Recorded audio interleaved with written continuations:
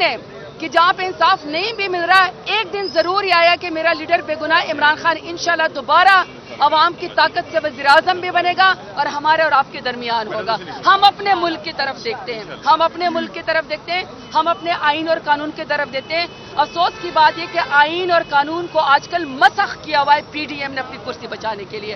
Over to कमल चौधरी साहब। अच्छा जी, बिस्मिल्लाहिर्रहमानिर्रहीम।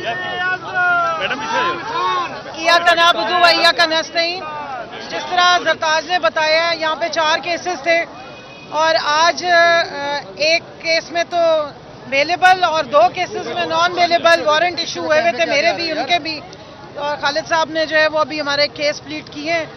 सो कल मेरी रावलपिंडी के जो आरे बाजार का केस है, जो जीएचक्यू का केस बना के अलग से चलाया जा रहा है ट्रायल, उसमें खान साहब का ट्रायल किया जा रहा है, उसमें पार्टी के तमाम लीडरशिप को ट्रायल अलग से किया जा रहा है और बड़ा स्पीडी ट्रायल है। कल वो सुबह एटीसी में लगा हुआ है।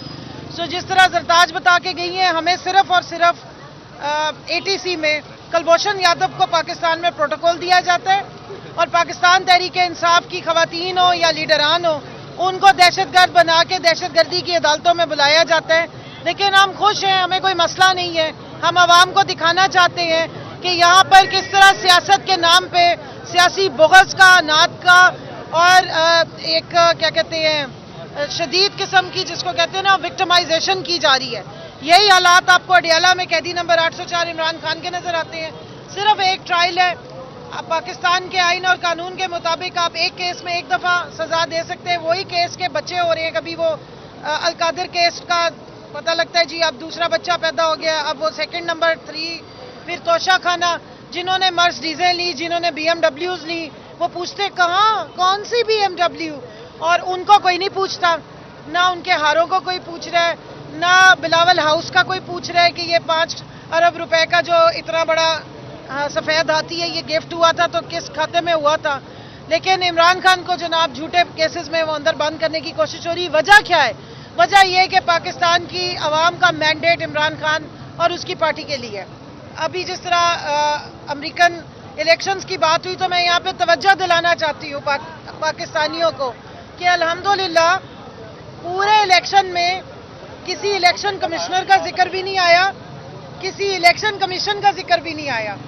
इसलिए 45वें सदर जो है वो 47वें सदर दोबारा मुंतखब हो गए। यहाँ पे 45 फॉर्म आना था और फॉर्म 47 निकल के आ गया था। सो 45 और 47 अगर इलेक्शन कमीशन के हथे चढ़े तो फॉर्म बन जाता है, और अमेरिका में अगर इलेक्शन कमीशन ना हो तो बंदा जो है वो आवाम की ताकत पे दोबारा सदर बन जाता है, चाहे इस्टेब्लिशमेंट किसी साइड पे भी हो। सो ये फ़र्क होता है। तो हम अल्लाह से दुआ कर सकते हैं कि या अल्लाह हमें भी ऐसे वबालों से हमारी भी जान छुड़वा जो नोटिफिकेशन रोक के बैठ जाते हैं और आरओज़ के नाम पे पूरा इलेक्शन ब्रेक करवा देते हैं। मैडम एक चीज़ बताइएगा कि एक तो ये बता दें कि 27वीं तरमीम की भी अब बात हो रही है दोबारा से, और दूसरा ये बता दें कि पहले मौलाना फजलुर रहमान जो है वो पीटीआई के साथ खासे चलते रहे और बाद में वो 26वीं तरमीम जब होनी थी तो उसमें उन्होंने जाके वोट भी किया और सारा मामला किया।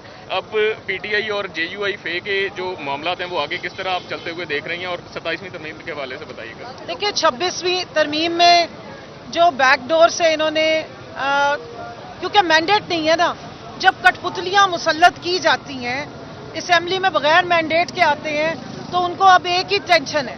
उनको टेंशन ये है कि उन्होंने मुद्दत मुलाजमत बढ़ाई है और अब अपनी भी बढ़वानी है।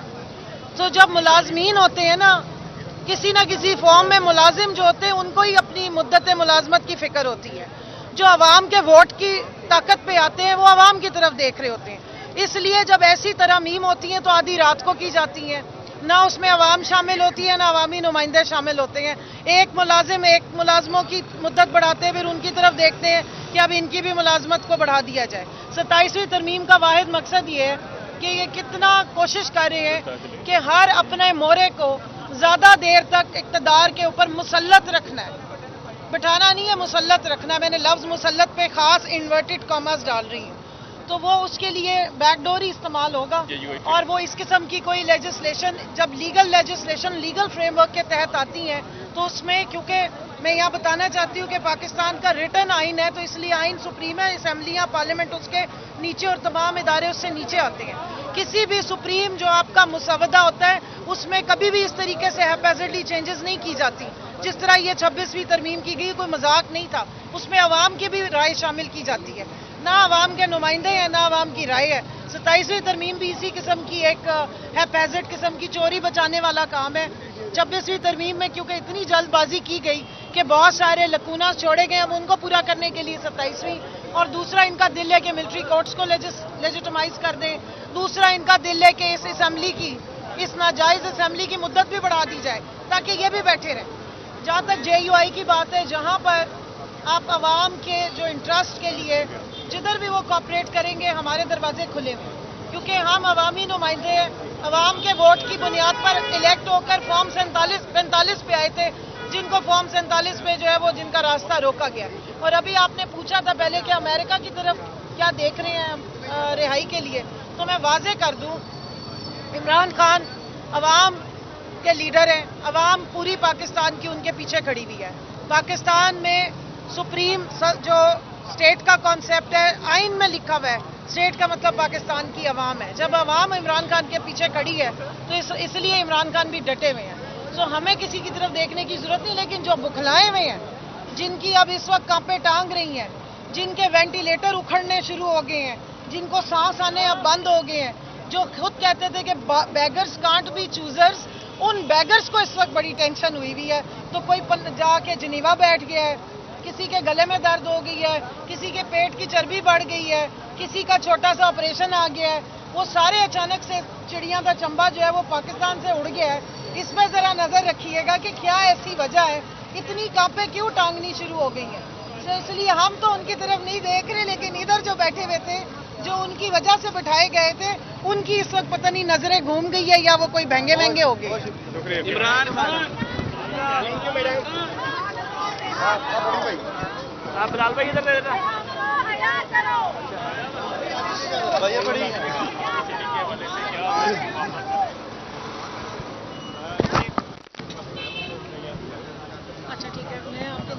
PTI کی لیڈرشپ اور PTI کے ورکرز نے مجھے بینگ پروفیشنل لائر جو ٹرائلز چل رہے ہیں اینٹی ٹیررسٹ کورٹ فیصل آباد میں، اس میں انگیج کیا ہے، اور میں اپنے بھائی ملک خالد شفیق صاحب کے ساتھ ان مقدمات کے ٹرائلز جو ہیں ان کو کنڈکٹ کروا رہا ہوں۔ میں صرف یہ کہنا چاہوں گا کہ جب پولیٹیکل وکٹمائزیشن کے کیسز بنائے جاتے ہیں اور وہ کیسز فیک ہوتے ہیں، تو وہ کیسز بنانے میں بہت سارے procedural, academic and legal defects and flaws رہ جاتے ہیں، کیونکہ وہ کہانیاں جھوٹ پر مبنی ہوتی ہیں۔ 9 مئی کے جو کیسز فیصل آباد میں ابھی میں نے جو آ کے فائلز دیکھی ہیں، وہ چونکہ جھوٹے کیسز ہیں اور میئرلی پولیٹیکل وکٹمائزیشن پر بیس کر رہے ہیں، تو ان میں بہت سارے لیگل ڈیفیکٹس اینڈ فلاز ہیں۔ اس میں اب نیکسٹ ڈیٹ آف ہیئرنگ جو ہے وہ 13 نومبر فکس ہوئی ہے ایک کیس میں، اور ریمیننگ کیسز میں 20 نومبر ڈیٹ فکس ہوئی ہے۔ تو ہم انشاءاللہ تعالیٰ اس ٹرائل کو کنڈکٹ کریں گے، اور انشاءاللہ PTI کی بے گناہ لیڈرشپ اور PTI کے بے گناہ کارکنان کو اللہ کو منظور ہو تو انشاءاللہ تعالیٰ وہ ان مقدمات میں ایکوٹ ہوں گے انشاءاللہ۔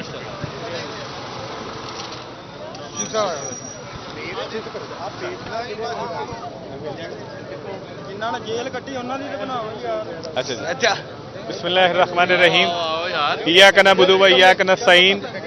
آج فیصل آباد میں 732 مقدمہ اور 835 اور 1270 مقدمات کا ٹرائل تھا، جس میں مین لیڈرشپ کو بھی انہوں نے کال کیا تھا۔ آج تقریباً 80% جو مین لیڈرشپ PTI کی ہے وہ آج حاضر ہوئی ہیں، اور وہ کچھ کی ایگزمپشن فائل کی ہے۔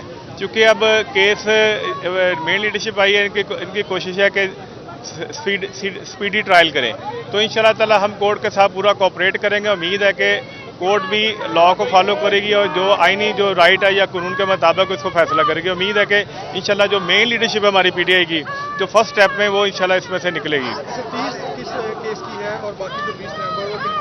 2 کیسز گئے ہیں 20 نومبر کو، اور ایک ہے 13 کے لیے۔ 835 جو ہے تھانہ سول لائن کا وہ 13 کے لیے 13 نومبر کے لیے، باقی جو 20 کے لیے فکس کیے ہیں۔